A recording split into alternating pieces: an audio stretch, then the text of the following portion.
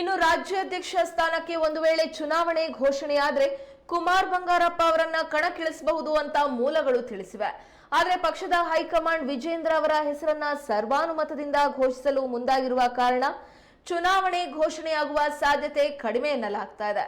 ರಾಜ್ಯದಲ್ಲಿ ಬಿಜೆಪಿ ರಾಜ್ಯಾಧ್ಯಕ್ಷ ಸ್ಥಾನಕ್ಕೆ ಇದುವರೆಗೂ ಚುನಾವಣೆ ನಡೆದಿಲ್ಲ. ಹೀಗಾಗಿ ಬಂಡಾಯ ನಾಯಕರು ನಡೆಸ್ತಾ ಇರುವ ಇಂದಿನ ಕಾರ್ಯತಂತ್ರ ಸಭೆ ವಿಫಲವಾಗಬಹುದು ಎನ್ನಲಾಗ್ತಿದೆ. ಹೀಗಾಗಿ ವಿಜೇಂದ್ರ ಮತ್ತು ಇತರ ನಾಯಕರ ಮೇಲೆ ಒತ್ತಡ ಹೆಚ್ಚಿಸುವ ಕುರಿತಂತೆ ಚರ್ಚೆ ನಡೆಸುವ ಸಾಧ್ಯತೆಗಳಿವೆ ಎಂದು ಮೂಲಗಳು ತಿಳಿಸಿವೆ.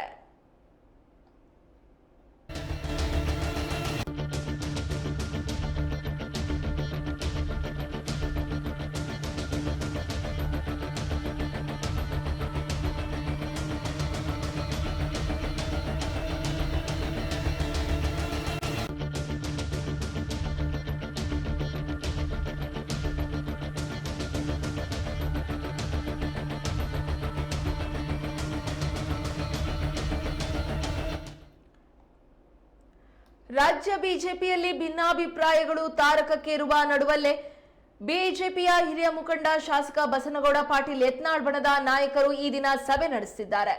ಸಭೆಯಲ್ಲಿ ಯಾವೆಲ್ಲ ನಿರ್ಧಾರ ಕೈಗೊಳ್ಳಲಿದ್ದಾರೆ ಎಂಬುದು ಕುತೂಹಲ ಮೂಡಿಸಿದೆ.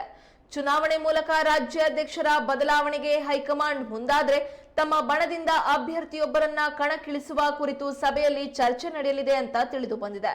ಈ ಕುರಿತು ಪ್ರತಿಕ್ರಿಯೆ ನೀಡಿರುವ ಯತ್ನಾಳ್ ಅವರು, 100% ಬಿಜೆಪಿ ರಾಜ್ಯಾಧ್ಯಕ್ಷನಾಗಲು ಸಿದ್ಧನಿದ್ದೇನೆ. 2 ಹಂತದಲ್ಲಿ ಸಭೆ ನಡೆಯಲಿದೆ. ತಟಸ್ಥ ಗುಂಪು ಪರಿವರ್ತನೆಯಾಗಿ ನಿಷ್ಠಾವಂತ ಗುಂಪಾಗ್ತಾ ಇದೆ.